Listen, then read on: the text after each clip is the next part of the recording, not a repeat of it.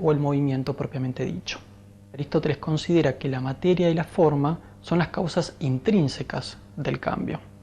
Pero aparte de las causas intrínsecas del cambio, se encuentran las causas extrínsecas, que son la causa eficiente o agente y la causa final. Volviendo al ejemplo de la madera y la mesa, para Aristóteles el carpintero es la causa eficiente, es el que hace que esa madera se transforme en la mesa. Y la causa final es aquello para lo cual es hecho el objeto. En el caso de la mesa, apoyar un libro sobre ella, por ejemplo. Aristóteles llega a mostrar así que el movimiento no es algo que excluya al ser, sino que por el contrario lo supone. Esa doctrina de Aristóteles, expresada así en términos de acto y potencia, es muy importante porque él de ella va a sacar conclusiones muy elevadas. Por ejemplo, a partir de esa doctrina sobre el acto y la potencia y el movimiento, va a explicar la existencia de Dios, que Aristóteles llamaba el primer motor inmóvil. Dios como acto puro, primer motor que mueve sin distancia a todo lo demás, plenitud sin carencia alguna. Aristóteles lo definía como vida feliz y perfecta, goce infinito, pensar que se piensa a sí mismo. El hombre puede tener solo un atisbo de esa plenitud gozosa en la medida en que participa de la inteligencia contemplativa. Aristóteles señala al principio de la metafísica que la sabiduría tiene que apuntar a lo más universal y al conocimiento de la divinidad. Además de su despliegue en la física, la lógica, la biología y la metafísica, el pensamiento de Aristóteles abordó los problemas éticos y políticos. En el campo de la ética, al considerar que se trataba de una ciencia práctica, se alejó radicalmente de la posición platónica.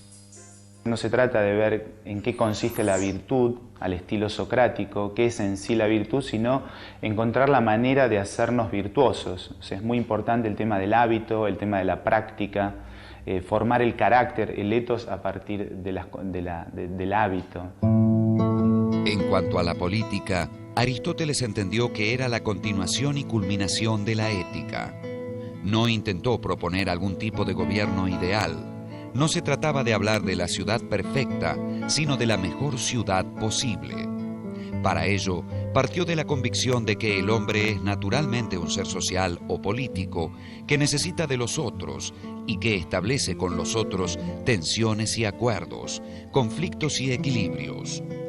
Toda forma de gobierno, según esto, es inestable y sujeta a cambios. Para Aristóteles, la política es el prototipo de toda capacidad humana y su objetivo es la vida feliz y digna de los ciudadanos. Los sofistas predicaban que los principios de la vida social son meramente convencionales y contrarios a la naturaleza. Aristóteles sostuvo, en cambio, que el hombre está, por su propia naturaleza, destinado a vivir con otros hombres en el ámbito de la polis. Los sofistas afirmaban también que el Estado surge artificialmente de un contrato que restringe la libertad de cada uno en defensa de sus intereses mutuos. Pero Aristóteles mostró que nadie es libre ni plenamente humano fuera de la comunidad política y que ella no se organiza solo en torno de necesidades comunes, sino también por objetivos compartidos entre sus integrantes. Entonces Aristóteles, en vez de crear nuevas ciudades ideales, se pone a estudiar las ciudades reales y escribe un libro que está publicado, está traducido al castellano también, que se llama La Constitución de Atenas, que era una especie de archivo de qué había ocurrido en la Atenas del siglo V y parte del IV. Y analiza la enorme documentación que va archivando, y en ese análisis está su teoría política.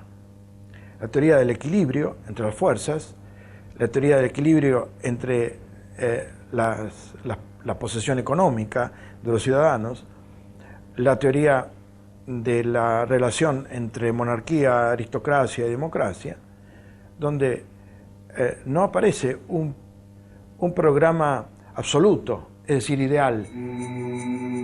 Si nos preguntamos cuál es la importancia de Aristóteles en la historia de la filosofía, podemos ver que si bien Tomada en conjunto, la historia de la filosofía nos muestra muchas tendencias filosóficas o autores que se alejan del aristotelismo.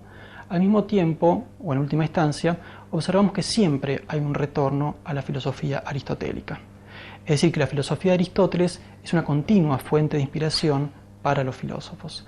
Y por eso mismo se puede decir que la filosofía de Aristóteles es una auténtica filosofía perenne. En junio del 323 murió su protector, Alejandro de Macedonia, y Aristóteles sintió su vida en peligro.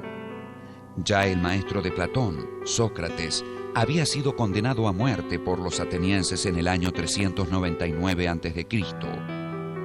Aristóteles, en una carta a un amigo, explicó que abandonó Atenas en el 323 para impedir que los atenienses pecaran por segunda vez contra la filosofía. Al dejar Atenas, Aristóteles se instaló en la casa de la familia de su madre, en Calcis, Eubea. Murió allí poco después, en octubre del 322 a.C., a la edad de 63 años.